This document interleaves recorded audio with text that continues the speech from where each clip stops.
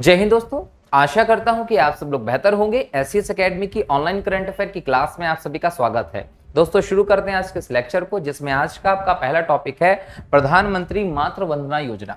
दोस्तों माताओं को समर्पित ये योजना है और हाल ही में चर्चा में क्यों रही, क्योंकि राजस्थान के दौसा में प्रधानमंत्री मातृत्व वंदना योजना को लेकर एक नई पहल शुरू की गई, जिसे गोद भराई पहल कहा गया। और प्रधानमंत्री श्री नरेंद्र मोदी जी ने इस पहल की सराहना की है, इसलिए ये योजना चर्चा में रही।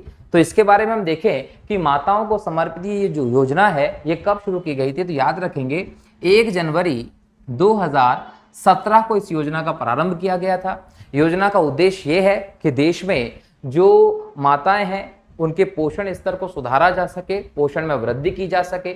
ऐसी महिलाएं जो मजदूरी करती हैं वो इस गर्भावस्था के दौरान उन्हें जो छुट्टी दी जाती है उसके तहत उसकी पूर्ति भी की जाए, उन्हें पर्याप्त सहायता मुहैया किया जाए। ये सब व्यवस्था इस योजना के तहत की जाती है। उन्हें अपने जनधन खाते में डायरेक्ट कैश ट्रांसफर किया जाता है इस योजना के अंतर्गत। तो कहीं ना कहीं ये योजना शुरू की गई है माताओं के पोषण स्तर को सुधारने के लिए, गर्भावस्था में उनकी स्थिति को बेहतर करने के लिए। और इसका अंतिम जो उद्देश्य है दोस्तों, वो देश में लिंगानुपात जो है उसको बढ़ाना है। हमारे देश में अगर हम देखें तो 2011 की जनगणना के अनुसार लिंगानुपात 1000 पुरुषों पर 943 महिलाएं हैं, जो बहुत कम है। तो ऐसी स्थिति में इसे बढ़ाने की जरूरत है और इस तरफ मातृ वंदना योजना के तौर पर एक इंपॉर्टेंट कदम उठाया गया है सरकार के द्वारा, जिसमें गर्भवती महिलाओं को सहायता मुहैया उपलब्ध कराई जाती है, उन्हें बेहतर पोषण की स्थिति प्रदान की जाती है। क्लियर? अब इसमें किस प्रकार से आप रजिस्ट्रेशन करते हैं तो याद रखिएगा, गर्भावस्था की स्थिति का पंजीयन करना पड़ता है, प्रसव पूर्व जो भी स्थिति उसका पंजीयन करना पड़ता है, जब शिशु का जन्म हो जाता है तो उसका पंजीकरण करवाना पड़ता है, और उसका जो टीकाकरण का एक पूरा चक्र होता है पहला, वो पूर्ण होने को तहत इसके अंदर व्यवस्था शामिल की जाती है। और इसी को जननी सुरक्षा योजना, आप जननी सुरक्षा योजना को भी इसमें देख सकते हैं दोस्तों। जननी सुरक्षा योजना जो है वो 12 अप्रैल 2005 को शुरू की गई थी और ये 100% केंद्र प्रायोजित योजना है। दोनों में कहीं ना कहीं उद्देश्य लिंगानुपात व्यवस्था को सुधारना है। जननी सुरक्षा योजना का जो डायरेक्ट उद्देश्य रखा गया था उसमें जो शिशु मृत्यु दर है देश में, साथ ही साथ जो मातृ मृत्यु दर है, इन दोनों मृत्यु दरों को कम करना था और महिलाओं को कहीं ना कहीं संस्थागत प्रसव की तरफ प्रेरित करना था इस योजना का उद्देश्य। अगर हम देखें दोनों योजनाओं मिलाकर तो महिलाओं को 6000 रुपए तक की सहायता इसमें दी जाती है। जो मातृ वंदना योजना है इसमें 5000 तक की सहायता है, और अगर उसको जननी सुरक्षा योजना से जोड़ दिया जाए तो 6000 तक की सहायता दोनों योजनाओं के माध्यम से माताओं को प्राप्त होती है। क्लियर दोस्तों? तो ये मातृ वंदना योजना की बात की हम लोगों ने, जो 2017 में शुरू की गई थी, और एक बात की हमने जननी सुरक्षा योजना की जो 2005 में शुरू की गई थी। दोनों योजनाएं कहीं ना कहीं देश में गर्भवती महिलाओं के लिए शुरू की गई हैं, ध्यान रखना। ओके, चलिए नेक्स्ट है आपका कैप्टागन पिल संकट। दोस्तों कैप्टागन पिल संकट की हम बात करें तो एक प्रकार की व्यवस्था है जो हमें इस्लामिक स्टेट जो और सीरियाई विद्रोहियों के भीषण लड़ाई के दौरान दिखाई पड़ती है। इस्लामिक स्टेट और सीरियाई विद्रोहियों के बीच में एक लड़ाई दिख रही है और यहाँ पर हम देखें तो यूज किया जा रहा है बड़े पैमाने पर कैप्टागन पिल्स का। कैप्टागन पिल्स की अगर हम बात करें तो एक शक्तिशाली एम्फेटामिन प्रकार की दवा है। एम्फेटामिन का मतलब है कि एक प्रकार का केमिकल कंपाउंड है ये, और इस केमिकल कंपाउंड की बात करें तो एक प्रकार का बहुत ज्यादा नशे वाली व्यवस्था है। हम देखें कि आज इस क्षेत्र में नशे की जो दवाइयां हैं वो बहुत जरूरत होती है। सैनिक जो होते हैं वो थक जाते हैं, सैनिक जो होते हैं युद्ध में उनको चोटें लगती हैं, तो ऐसी स्थिति में उन्हें आप नशे वाली व्यवस्था देने की बात करते हैं। लेकिन अगर देखें दूसरी तरफ तो अगर हम गांजा की बात करें तो सबसे सस्ता अन्य नशे की तुलना में मिलता है। लेकिन अगर बात करें हम लोग अफीम की, बहुत महंगा है, लगभग उसकी कीमत अगर देखी जाए तो 50 लाख रुपए किलो के आसपास इंटरनेशनल मार्केट में कीमत होती है। अगर हम बात करें हेरोइन की तो उसकी कीमत लगभग 2 करोड़ रुपए किलो के आसपास होती है इंटरनेशनल मार्केट में। तो अन्य जो नशागत व्यवस्था है वो बहुत महंगी है। ऐसी स्थिति में यहाँ सीरिया में जो उत्पन्न होने वाली दवा है इसका नाम क्या है? Captagon pills. इसको बहुत ज्यादा पैमाने पर इस क्षेत्र में प्रयोग करने की बात हो रही है। ये जो दवा है, ये गोलियां नर्वस सिस्टम को प्रभावित करती हैं और एक प्रकार से उत्साहवर्धक हो या एनर्जेटिक ऊर्जा प्रदान करने का काम करती हैं यहाँ के इलाके के लोगों के बीच में। तो इसका प्रयोग बहुत ज्यादा बड़ा है, इसलिए चर्चा का विषय रहा है। तो अगर एग्जाम में पूछा जाए कि कैप्टागन पिल्स क्या है, तो कैप्टागन पिल्स एक प्रकार की नशे की गोलियां हैं जो सीरिया में जो लड़ाई चल रही है, आतंकवादी लोग लड़ते रहते हैं, उनको वहां दी जा रही है और इसका उत्पादन बड़े पैमाने पर सीरिया में हो रहा है।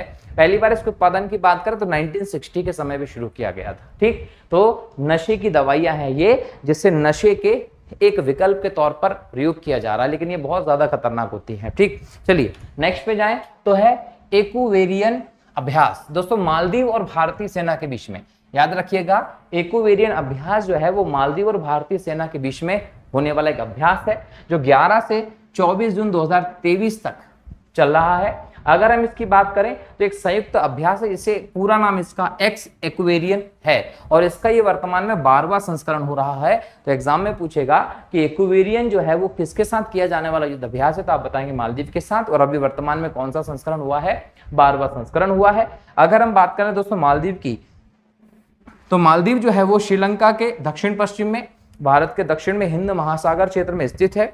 विशेष तौर पर एक प्रवाल द्वीप के रूप में ये मौजूद है। यहाँ छोटे बड़े सब मिलाकर 1200 के आसपास द्वीप हैं। राजधानी इसकी माले है, करेंसी इसके रुपया है और यहाँ की जो भाषा है आधिकारिक वो विदेही भाषा है। मालदीव की इकोनॉमी की बात करें, पर्यटन बेस्ड इकोनॉमी है और मालदीव हिंद महासागर में बहुत इंपॉर्टेंट सामरिक दृष्टि से महत्व रखता है, ये आपको याद रखना है। तो एक्वेरियन जो है वो युद्ध अभ्यास मालदीव के साथ होता है, ये आप लोग ध्यान रखेंगे। क्लियर दोस्तों, चलिए तो ये मालदीव के बारे में बात की, एक्वेरियन के बारे में बात की। अब हम बात करते हैं अगले टॉपिक में, संशोधक। दोस्तों संशोधक का मतलब होता है शोधकर्ता, याद रखिएगा इसका मतलब होता है शोधकर्ता। क्लियर। और भारतीय नौसेना के लिए हाल ही में GRSE का मतलब होता है Kolkata garden rich, clear, garden rich ship builders and engineering. तो ये इसका फुल फॉर्म है। इसके द्वारा ये जहाज बनाया गया है। कौन सा जहाज बनाया गया है? संशोधक। संशोधक शब्द का मतलब क्या है? शोधकर्ता। और ये एक प्रकार से सर्वेक्षण वेसल्स जो परियोजना चल रही है उसमें 4 इंपॉर्टेंट जहाज जो तैयार किए जा रहे हैं उनमें ये चौथे जहाज के तौर पर शुरू स्थापित किया गया, शामिल किया गया है। और इसको लॉन्च कहां से किया है? तो हाल ही में इसको लॉन्च किया है चेन्नई के कट्टुपल्ली में। चेन्नई के कट्टुपल्ली से इसको लॉन्च किया है। क्लियर। और इस परियोजना के तहत पहले 3 जहाज किए जा चुके, मैंने बताया ये चौथा है। अगर ये चौथा है तो 3 पहले लॉन्च किए जा चुके हैं। अब 3 पहले जो जहाज किए गए उनमें एक है संध्याक, दूसरा है निर्देशक और तीसरा है इक्षक। संध्याक, निर्देशक और इक्षक। चौथा कौन सा आया है? तो संशोधक। क्लियर। अब ये जो संध्याक है इसे ज्वाइन किया गया था 2021 में। 21 में कब? दिसंबर में। निर्देशक जो है इसको शामिल किया गया था मई 2022 में। इक्षक जो है इसको शामिल किया गया था नवंबर 2022 में। और जून 2023 में 13 जून 2023 को चौथे जहाज के तौर पर किसको? संशोधक को भी शामिल किया गया, जिसका अर्थ होता है शोधकर्ता। अब यहां पर पता चलता है कि ये एक प्रकार से प्रशिक्षण की दृष्टि से तैयार किया जाने वाला जहाज है। प्रशिक्षण के अलावा हम सर्वेक्षण बोल सकते हैं कि ये एक प्रकार से सर्वेक्षण के लिए तैयार किया गया जहाज है। बहुत इंपॉर्टेंट जहाज है। काम क्या होगा? इन सभी का काम होगा जो तटीय क्षेत्र है वहां पर सर्वेक्षण का काम करें, गहरे पानी में सर्वेक्षण का काम करेंगे ये लोग। ठीक है। इसके अलावा ये जो जहाज होते हैं ये लगभग 110 मीटर लंबे होते हैं, 16 मीटर के आसपास चौड़े हैं और व्यवस्थित जहाज है। स्वदेश निर्मित तकनीक पर आधारित जहाज है। अब ये कभी कभी आपातकालीन स्थितियों में हॉस्पिटल के तौर पर भी काम करते हैं। तो अगर एग्जाम में क्वेश्चन पूछा जाता है संशोधक क्या है, तो संशोधक भारत में एक सर्वेक्षण परियोजना के तहत तैयार किया गया जहाज है। टोटल 4 जहाज इस परियोजना में तैयार किए जा रहे हैं, जिसमें पहले का नाम था संध्याक, दूसरे का नाम निर्देशक, तीसरे का नाम इक्षक और चौथे का नाम है संशोधक। ठीक है। चलिए नेक्स्ट पे आपका अंजदीप भारतीय नौसेना हेतु स्वदेशी जहाज निर्माण में मील का पत्थर। यहां पर एक और जहाज है जिसका नाम है अंजदीप। दोस्तों याद रखिएगा अंजदीप जो है ये हाल ही में 13 जून को कट्टुपल्ली तमिलनाडु में, चेन्नई में जो है यहां पर सेना में शामिल किया गया जहाज है। क्या नाम है? अंजदीप। कब शामिल किया गया? 13 जून को। कहां से? चेन्नई में। कट्टुपल्ली जो तमिलनाडु में जगह है, चेन्नई में, वहां से इसको शामिल किया गया, लॉन्च किया गया सेना में। ठीक है। अब इसके माध्यम से भारतीय सेना की ताकत और बढ़ गई है। किस प्रकार का जहाज है? तो याद रखिएगा, anti submarine shallow water craft है। एंटी सबमरीन, सबमरीन जो आती है, सबमरीन का मतलब समझते हैं, पनडुब्बी। पनडुब्बी पानी के भीतर चलने वाली, युद्ध के लिए कहीं ना कहीं बहुत इंपॉर्टेंट व्यवस्था। तो उसको पता लगाने के लिए, उसको अंदर ही खत्म करने के लिए एंटी सबमरीन जहाज के तौर पर अंशद्वीप को लॉन्च किया गया है। और सबसे बड़ी बात याद रखिएगा कि ये स्वदेशी जहाज निर्माण व्यवस्था जो उसके लिए एक इंपॉर्टेंट प्रयास है। मतलब ये जो जहाज है ये स्वदेशी है। अगर इसमें स्वदेशी की बात की जाए तो 80% तक इसमें स्वदेशी चीजें लगी है। जिसमें जो भी वस्तु बनाने में चीजें यूज की गई है ना, उसका 80% तक हमारे देश में बनाया गया है। जनरली होता यह है कि कई बार हम स्वदेशी की बात करते हैं तो लोगों के मन में आता है स्वदेशी का मतलब क्या है, दूसरे देशों से सामान बुलवा लिया और असेंबल भारत में लाके कर दिया, इसलिए स्वदेशी हो गया। ऐसा नहीं, इसमें जो पार्ट्स लगाए गए 80% भारत में तैयार किए गए, 20% पार्ट्स जो है वो बाहर से बुलवाए जाते हैं। अब आप कोई भी वस्तु बनाते हैं तो 100% स्वदेशी चीज पर वो बन नहीं पाती है। कुछ चीजें ऐसी होती है जो दूसरे देशों से आयात आप करते हैं, तो इसमें भी 20% दूसरे देशों से मंगाई वस्तु लगी है, लेकिन 80% ये स्वदेशी चीजों से बना है। इसका नाम की बात करें तो कर्नाटक जो राज्य है, यहाँ पर करवार तट है। तो करवार तट जो है यहाँ का, यहाँ पर अंशद्वीप एक इंपॉर्टेंट द्वीप है, तो उस द्वीप के नाम पर इसका नाम भी अंशद्वीप रखा गया है। और एक रणनीतिक रूप से महत्वपूर्ण द्वीप है ये करवार तट पर, जिसके नाम पर इस जहाज का नाम रखा है। पूरी तरीके से स्वदेशी अवस्था पर आधारित है।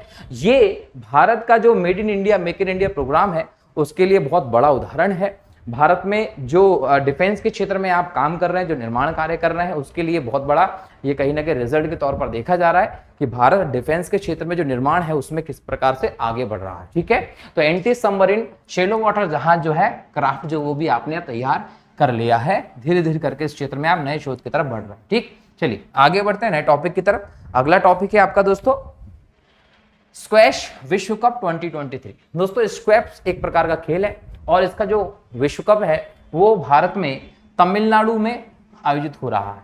कब? 2023 का जो स्क्वैश विश्व कप है वो तमिलनाडु में आयोजित हो रहा है। और कौन आयोजित करवा रहा है? तो वर्ल्ड स्क्वैश फेडरेशन आयोजित करवा रहा है। क्लियर? तो तमिलनाडु पूछ ले, चेन्नई पूछ ले, जो भी ऑप्शन में आप उत्तर लगा देंगे। क्लियर? आज इसमें कितनी टीमें होंगी? 8 टीमें होंगी।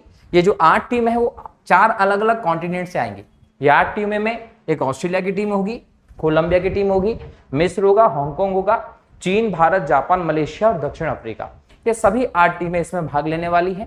अगर मैं बात करूं कि स्क्वैश वर्ल्ड कप पहली बार कब हुआ था, तो याद रखेंगे 1996 में मलेशिया में ये हुआ था। तो एग्जाम में ये पूछ ले पहला स्क्वैश वर्ल्ड कप कब हुआ था, तो याद रखेंगे ये हुआ था 1996 में। और कहां हुआ था? तो याद रखेंगे मलेशिया में हुआ था। अगला देखें इसी में, तो जो वर्ल्ड स्क्वैश फेडरेशन है दोस्तों, ये 1967 में बनाया गया था। एक इंपॉर्टेंट संस्था है, वैश्विक स्तर पर स्क्वैश की जो प्रतियोगिताएं होती है अंतरराष्ट्रीय, उसको लॉन्च करवाता है, उसको संचालित करवाता है।